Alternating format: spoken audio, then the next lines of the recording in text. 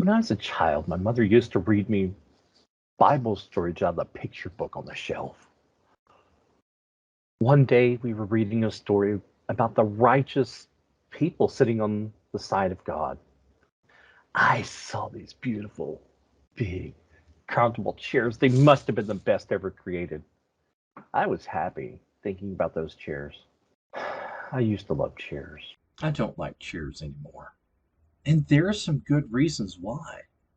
January 24th, 2010, 1:34 p.m. A padded air ride passenger seat in the front seat of the ambulance cab. Bill, my EMT partner, was driving as I was finishing paperwork while we drove back to the station. Oh shit! Yelled Bill. An 18-wheeler was in our lane, swerving to the right. Overcorrection, rear tires digging into the ground, slinging across the road to the other ditch. My eyes closed for 20 million minutes.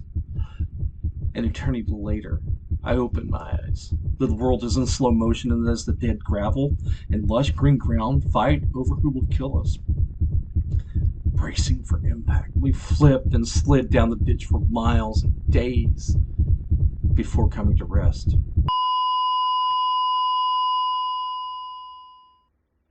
Are you okay? We need to get out now. Push me out the top. So I turned in my seat and popped him out like a ripe pimple. I stayed. I felt quite safe in my purple seat, looking up at the blue sky, with the living grass waving to me as I looked out the window below.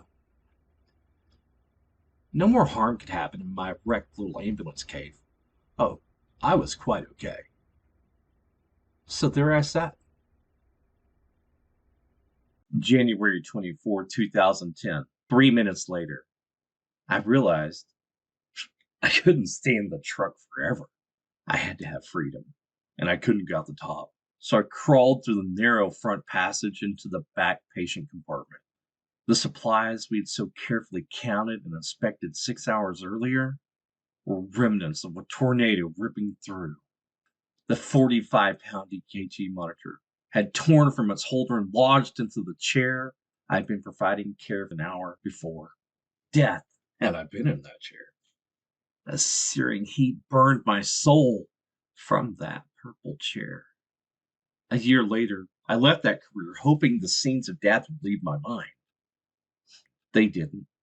I saw, I smelled, I heard, I felt the last gasp of the living as they departed this world. How does one make sense of that? Well, Weick said it best in 2005. Sense making involves the ongoing retrospective development of plausible images that rationalize what people are doing. I had to understand what was going on. I guess what I didn't realize then was that it wasn't just the wreck, it was that constant barrage of these things that lived in my nightmares, in my flashbacks. I wanted to tough it out because real paramedics were able to handle the emotions. Oh, but I wasn't a real paramedic anymore. Oh no, I was out. I was out. May 2016. I had been summoned to the graduate director's office for a meeting. I didn't fit in the chair either. It was obviously made for skinnier, smarter students. I was early by 2 hours. I wanted to get this meeting over with because I knew I had almost failed 2 classes that semester. Honestly, I don't remember most of March or April. My mind was not clear. She started. Aaron, I'm coming from a place of love. Graduate school and PhD programs are really hard and maybe not for everyone. I braced myself beforehand for this message. My spirit had been broken by the semester. Her canon of truth pierced my soul. I was not worthy anymore. What could I say? I paused for an eternity and whimpered, I'm, I'm, I'm, I'm sorry. It's been hard. Well, maybe you should take some time off. I can do this. I really can. It's just there are issues. Really? I knew where this was going real fast. How do I explain that the subject I study, the one that is so dear to my heart, the reason I began this whole academic journey is slowly killing me? That each time I hear sirens,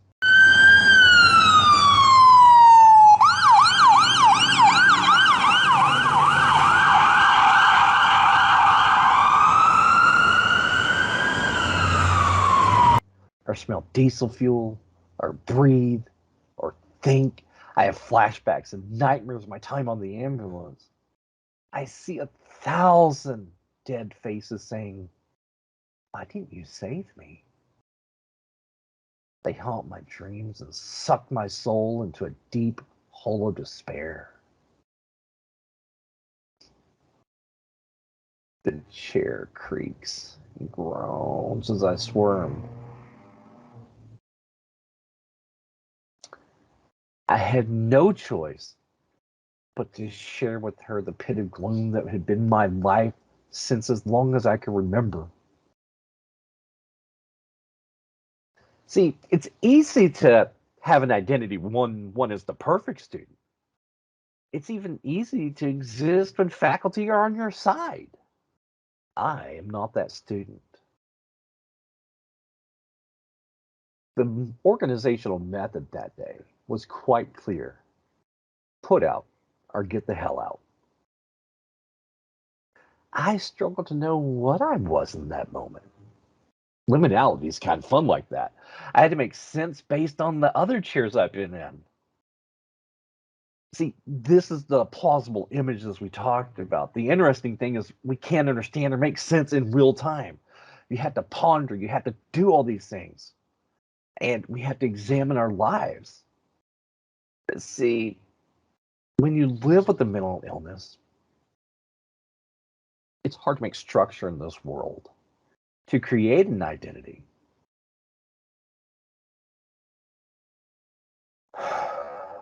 So there I sat. The DSM 5 says to have a major depressive disorder, you have to experience 5 or more symptoms over 2 weeks: depressed mood, diminished interest, weight loss, hypersomnia, insomnia, psychomotor agitation, retardation, loss of energy, fatigue, worseness, guilt, inability to concentrate, indecisiveness, thoughts of suicide or death.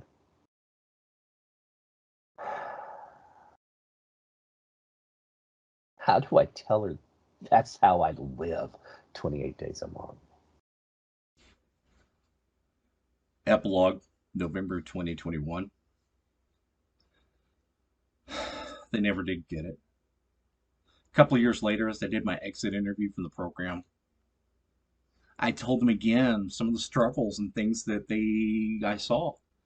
I said, Aaron, but you look so happy. This is because I wear the mask really good.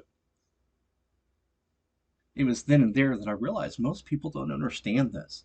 And I made the choice right there. No one will ever feel like this again. So when I did job interviews the next year, I told them I have a mental illness. I have depression, I have PTSD, I have these things. But that's not who I am. I am worth it. I am someone who can do the things you need to do. I will guide those students, and I choose to embrace it. Kind of like when somebody has a broken leg, you tell them to go to the doctor. Oh, I go to therapy every week. I tell my students, hey, don't call me at 9 o'clock on Wednesday. I'm going to therapy. But it's just making it normal. Like, oh, I got to go put gas in the car. Oh, I got to go do this. Mental health shouldn't be such backburnered in the academy that it minimizes people and causes people to have undue stress. So yeah, I'm gonna sit in the goddamn chair I please. And so here I sit.